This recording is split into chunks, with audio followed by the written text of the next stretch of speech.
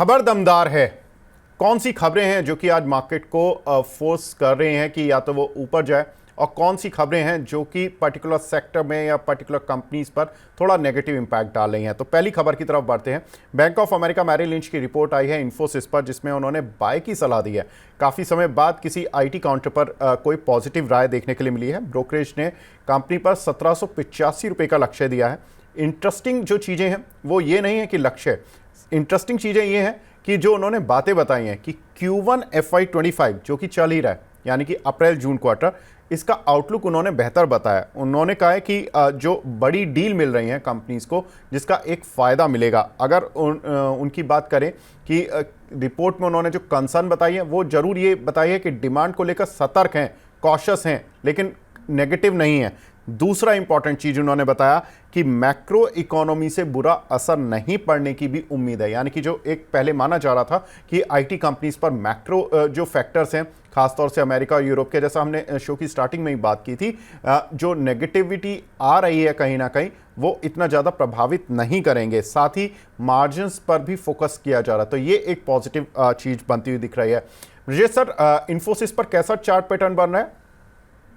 या विवेक, तो मुझे वही लग रहा है कि कहीं ना कहीं इन्फोसिस ने जो 1400 का जो लेवल है वहां पे बेस बना दिया है स्टॉक ने।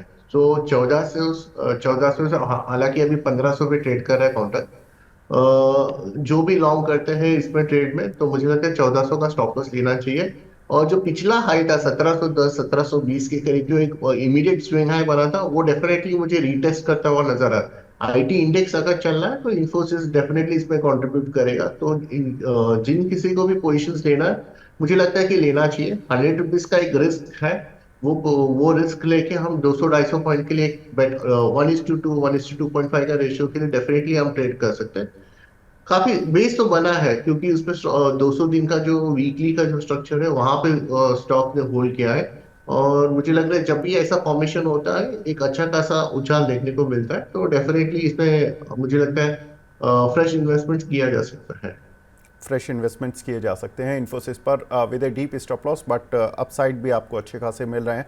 तो इन्फोसिस पर रिपोर्ट भी पॉजिटिव है, तो यहाँ पर एक अच्छी खासी स्ट्रेंथ आने वाले समय में बनती हुई दिखाई दे सकती है। नेक्स्ट खबर की तरफ मूव करते हैं। डॉक्टर रेड्डीज, जहाँ पर कि जेफरीज की रिपोर्ट आई है जो कि नेगेटिव है। उनका कहना है कि पहले तो लक्ष्य 5010 रुपये के दे दिए उन्होंने, अंडर परफॉर्म रेटिंग दी है। उनका कहना है कि ये शेयर करीब 18% मौजूदा लेवल से गिर सकता है। दूसरा उन्होंने जो कंसर्न बताया, वो बताया एक लॉजिकल कंसर्न है। उन्होंने कहा कि अमेरिका में जो ग्रोथ है, कंपनी का एक बड़ा बिजनेस है अमेरिका में, वहाँ से डी ग्रोथ देखने के लिए मिल सकती है, यानी कि ग्रोथ में धीमापन या डी ग्रोथ देखने के लिए मिल सकती है, जिसकी वजह से जो इनका जो फर्स्ट हाफ होगा इस फिस्कल का, वो थोड़ा सा ख़राब रह सकता है। तो ये एक इम्पॉर्टेंट चीज़ है कंपनी के लिए, कि यानी कि जो पहले 2 क्वार्टर के रिजल्ट्स होंगे Q1 Q2 के, वो इतने अच्छे नहीं रहेंगे शायद, ऐसा उनको कंसर्न लग रहा है, जिसकी वजह से हमने देखा कि आज डॉक्टर रेड्डीज़ के काउंटर पर थोड़ा सा प्रेशर भी बनते हुए दिख रहा है। सर, कैसे देख रहे हैं डॉक्टर रेड्डीज़ को? अ, विवेक जी, डॉक्टर रेड्डी पे अभी जो, अगर ये नेगेटिव जो भी आउटलुक है, मुझे लगता है तो थोड़ा सा जल्दी है ये बात करने के लिए, क्योंकि पहला तो ये अपट्रेंड का स्टॉक है। मंथ ऑन मंथ बेसिस पे कंटिन्यूस आउट परफॉर्म कर रहा है इंडेक्स को। और इसके बाद काफी स्ट्रॉन्ग 5500 का जो एक लेवल है, वो काफी स्ट्रॉन्ग रेजिस्टेंस था, जिसको वो ये स्टॉक ने पार कर चुका है। तो फिलहाल अगर कोई करेक्शन आता भी है, तो मुझे नहीं लगता है कि 5500 के नीचे शायद ही जाएगा ये काउंटर। अभी एट प्रेजेंट जो स्ट्रक्चर है काफी स्ट्रांग है। मंथली पे भी इसका जो एक प्रॉफिट बुकिंग था जो हम एक्सपेक्ट कर रहे थे, वो आ चुका है 6500 से। मुझे लगता है प्रॉफिट बुकिंग होने के बाद अभी ये सपोर्ट की तरफ ये जा रहा है। तो मे बी लॉन्ग टर्म के परस्पेक्टिव से अगर इसको अगर कोई बेचता है, तो शायद एक बार ट्रैप होने की चांसेस काफी ज्यादा है। मेरा व्यू गलत जाएगा अगर 5500 ब्रेक करके उसके नीचे क्लोज आता है, जो मुझे नहीं लगता फिलहाल अभी के जो सिनारियो में शायद होगा। हालांकि डेली का जो सेटअप है वहां पे तो मुझे ये स्टॉक, हालांकि जब इवेंट हो रहा था बजट का, इलेक्शंस का, तब वो एक प्रॉफिट बुकिंग आया जिसमें उसने 50 दिन का मूविंग एवरेज को ब्रेक कर दिया, 200 दिन के मूविंग एवरेज पे आके सपोर्ट लेके वापस वहां पे डिलीवरी वॉल्यूम देखने को मिले। 3-4 दिन पहले काफी अच्छा फ्राइडे को अगर आप देखोगे, 7 जून काफी अच्छा बाइंग वॉल्यूम आया वहां से। मुझे लग रहा है एक्चुअली इसमें और एक 100-150 पॉइंट्स का अगर मुझे करेक्शन मिलता तो डेफिनेटली मैं इसको बाइंग के लिए देखूंगा। 5800 850 का जो लेवल है वो उसमें 203 के मूविंग एवरेज के सपोर्ट लेवल्स है। सो मेरी ये राय, अगर किसी को बाइंग करना है या फिर किसी को पोजीशन भी होल्ड करना है तो वो 5500 का एक बार वेट करे। अगर 5500 ब्रेक करता है तो ही इसमें नेगेटिव बायस लेके चले, नहीं तो जब भी 58 के आसपास आता है आप 200-250 पॉइंट का रिस्क लेके मुझे लगता है इसमें एक बार लॉन्ग टर्म के परस्पेक्टिव से तेजी करना चाहिए। बिल्कुल, तो डॉक्टर रेड्डी इस पर सर ने सलाह दे दी है। बाकी कुछ खबरों वाले शेयरों पर की तरफ भी रुख करेंगे, लेकिन कुछ एक जो कॉलर्स जो यूट्यूब पर हमसे सवाल पूछ रहे हैं उनके सवाल ले लेते हैं। सर, विनोद कुमार जी का सवाल है, जी लर्न पर 19 रुपये के इन्होंने शेयर लिए हुए हैं, क्या करना चाहिए? लालपात लैब, राइट? सर, जी लर्न।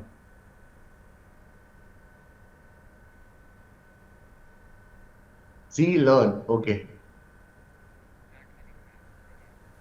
जी, आप स्क्रीन पर देख सकते हैं 7 रुपये की रेंज पर ये काउंटर भी चल रहा है। विवेक जी, मुझे लगता है ये लिक्विड काउंटर है।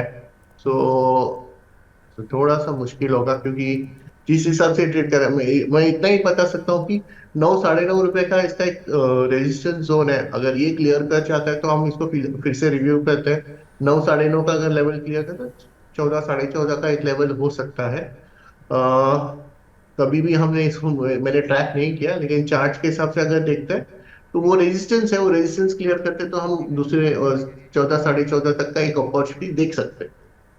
जी, इसी बीच हमारे साथ एक कॉलर भी जुड़े हैं, जोगिंदर जी हैं जलंधर से। जोगिंदर जी नमस्कार सर, स्वागत है आपका, पूछिए अपना सवाल प्लीज़। सर मेरे पास ना आरती इंडस्ट्री के 76 शेयर हैं, 660 के भाव पे। क्या होल्ड करूं या सेल करूं? सर, आरती इंडस्ट्रीज के 76 शेयर हैं, ब्रिजेश सर 668 रुपये के भाव के। सर, क्या करना चाहिए इनको? आ, इसका जो करेक्शंस जो आया था ना, 750 के लेवल से करेक्शंस आए थे।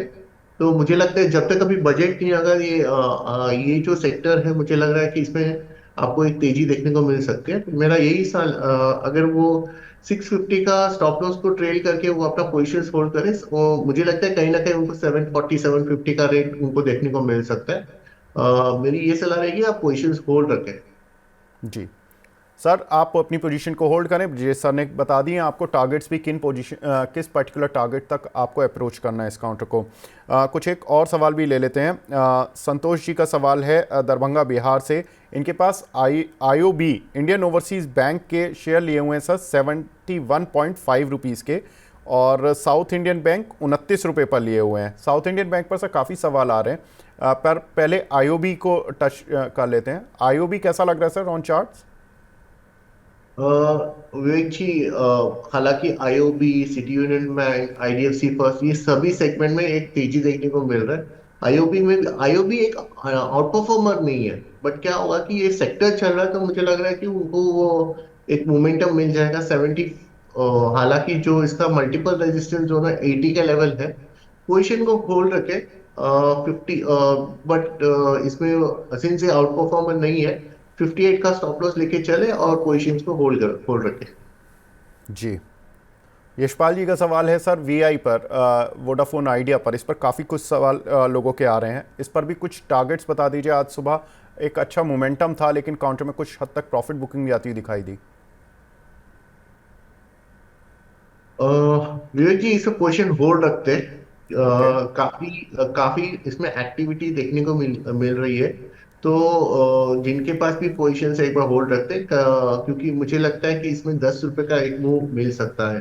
25 से 26 टाइम फ्रेम मैं नहीं बता पाऊंगा कि कितने टाइम फ्रेम लगेगा, बट अगर कोई रिस्क ले सकता है 16 रुपए और 17 रुपए में अभी जो चल रहा है, अगर किसी को ले सकते हैं, या फिर थोड़े गिरावट, इसका जो सपोर्ट है ना विवेक जी, वो 15 के आसपास आके ये रुकता है, ये 15, 14.5।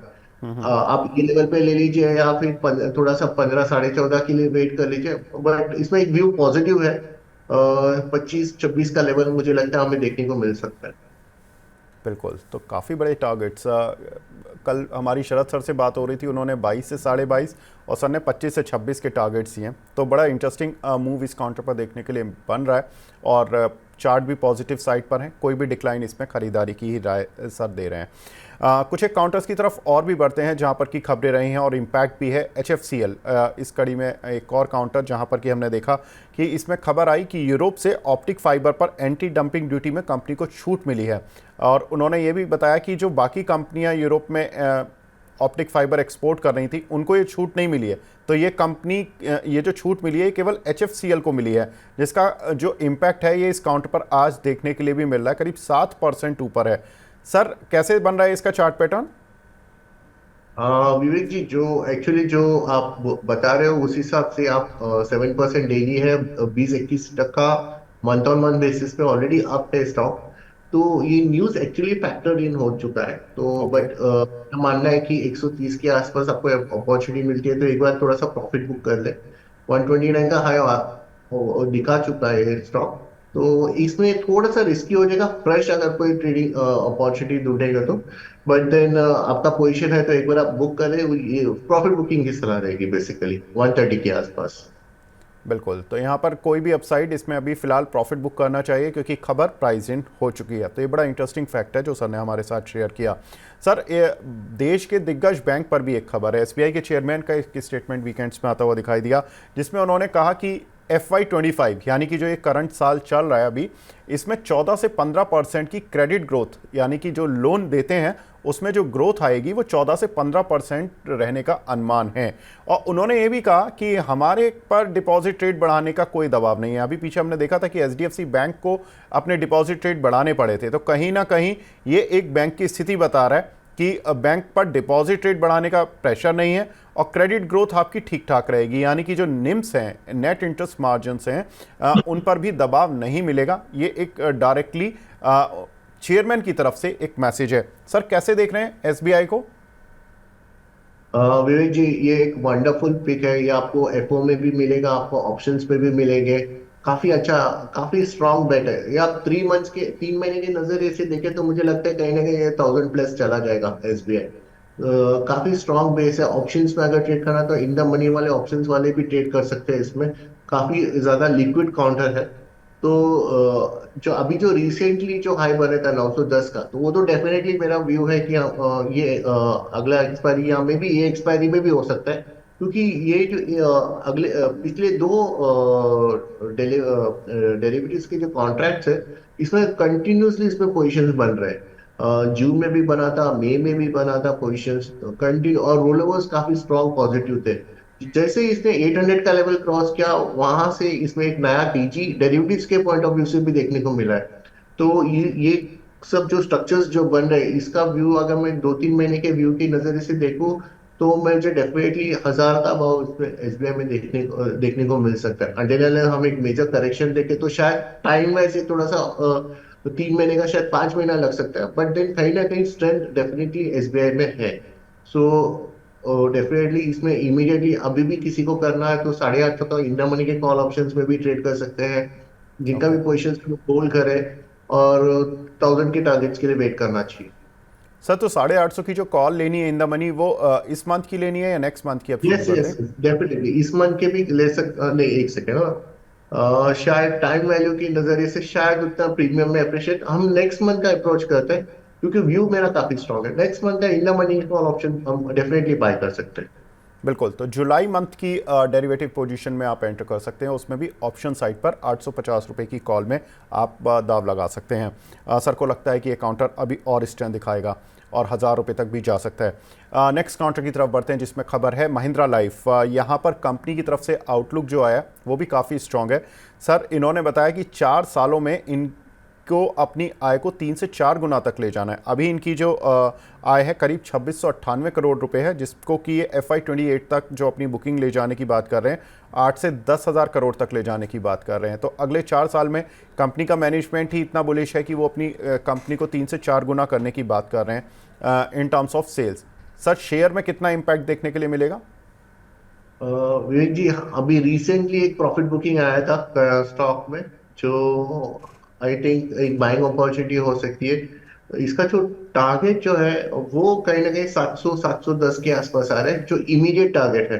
एक ट्रेडिंग की नजरिए से। तो मुझे लगता है वो लेवल के फिलहाल होल्ड करते हैं पोजिशन। 700 जब भी अगर आता है तो हम एक रिव्यू करेंगे। बट डेफिनेटली 550 का जो लेवल है वो बेस है। 550 से 550 और 580 एक रेंज है जहाँ पे इसको मल्टीपल सपोर्ट्स है। तो मुझे नहीं लगता वो लेवल फिलहाल ब्रेक कर जाएगा।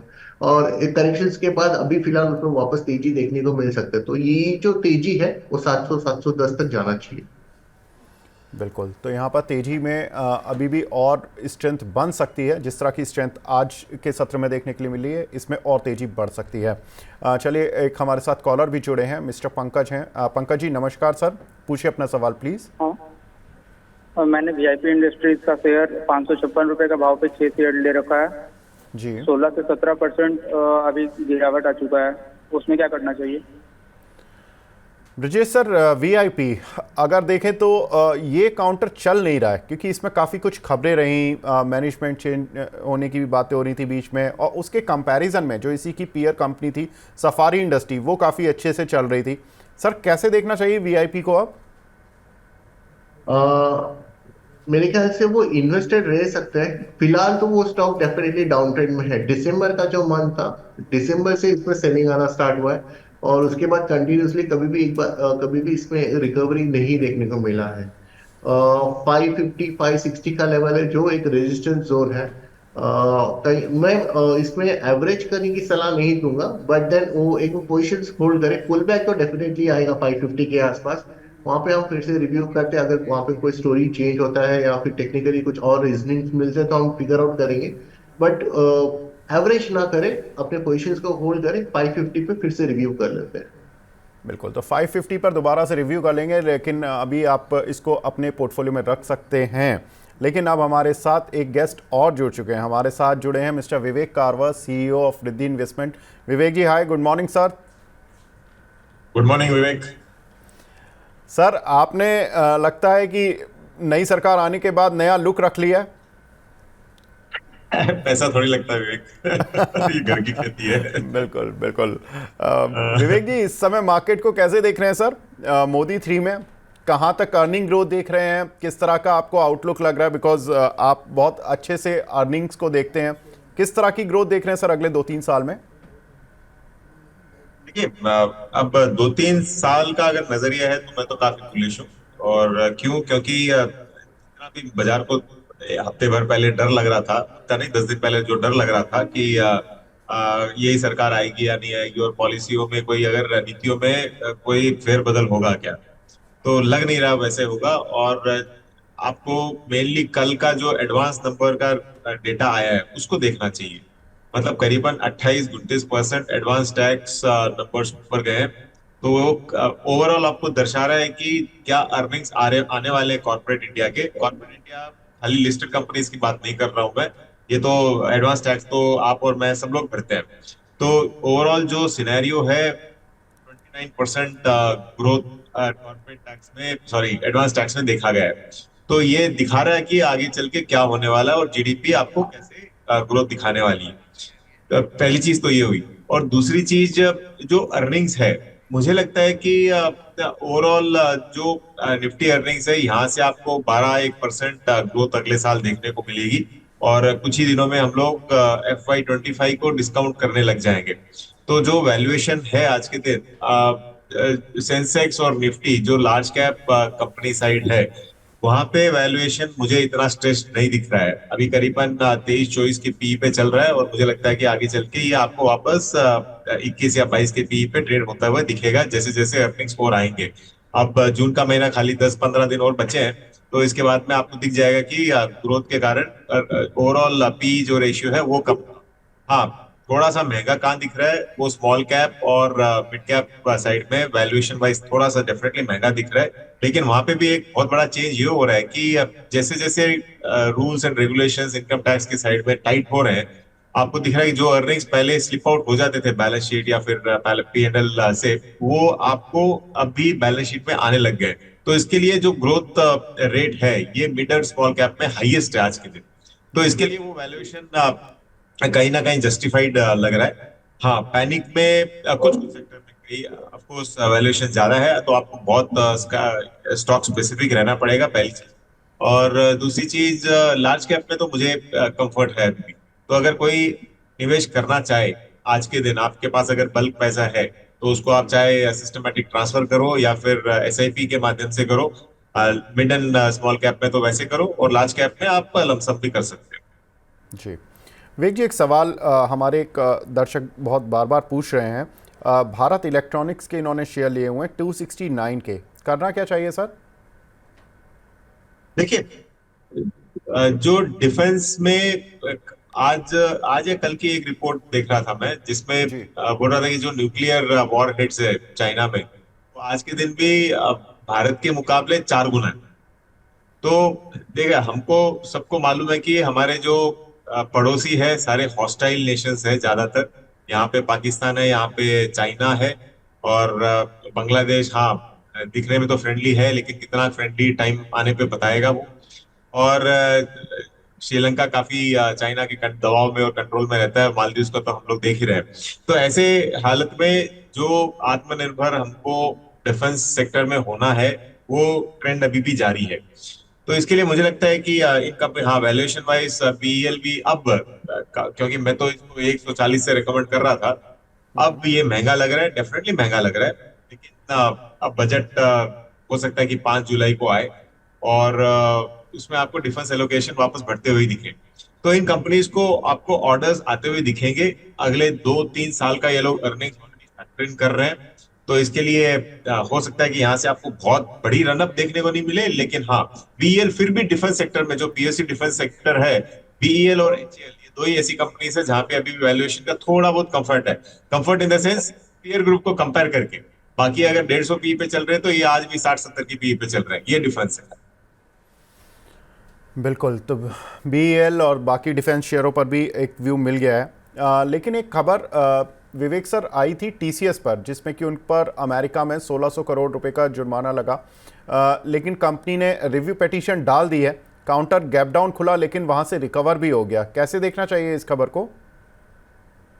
देखिए, ये तो वन ऑफ खबर है, लेकिन आप अगर ओवरऑल सेक्टर देखो तो मुझे लगता है कि जो पर्टिकुलरली सॉफ्टवेयर आईटी सर्विसेज है, जो प्रोग्रामिंग कंपनीज है, उनको आपको अभी भी थोड़ा सा दूर हो तो ठीक है, क्योंकि अंडर परफॉर्म कर सकते हैं। एक तो चुनाव है यूएस में, तो खर्चा ये लोग कंपनीज कम करती है, पहली चीज। और दूसरी चीज, जो ट्रेंड है आज के दिन ऐसा हो गया था कि ये कंपनीज कैंपस प्लेसमेंट्स में जा नहीं रही है। इनफैक्ट लोगों को बेंचेस पे बिठा रही है, और मतलब ले ऑफ्स भी हो रहे हैं। तो अंडर परफॉर्मेंस जारी रहेगा क्या इस पूरे सेक्टर में? मुझे लगता है कि रहेगा। हाँ, ये वन ऑफ न्यूज टीसीएस की ठीक है, रिव्यू पिटीशन है, वो कहाँ तक जाएगा ये तो अब समय बताएगा। लेकिन हाँ, रिव्यू पिटीशन डालने के कारण ये रिकवर हुआ है स्टॉक। तो आगे चल के ये वापस आपको पेनल्टी देनी पड़ेगी या नहीं देनी पड़ेगी, वो तो समय बताएगा। उसका कोई आइडिया नहीं है अब केस क्या है करके। लेकिन ओवरऑल आईटी प्रोग्रामिंग सर्विसेज पे मैं अभी भी न्यूट्रल सा हूँ। मुझे नहीं लगता कि यहाँ पे आपको निवेश करना चाहिए। बिल्कुल, तो टीसीएस और बाकी आईटी सेक्टर पर विवेक सर का तो पॉजिटिव रुझान ज़्यादा नहीं दिख रहा है। हालांकि ब्रिजेश सर ने इन्फोसिस में खरीदारी की राय दी थी। तो अभी आईटी को लेकर थोड़ा मिक्स ही माइंडसेट बना हुआ है हमारे पैनलिस्ट के बीच में भी, और जो ब्रोकर्स की रिपोर्ट भी आई हैं उनमें भी अभी इसी तरह का माहौल है।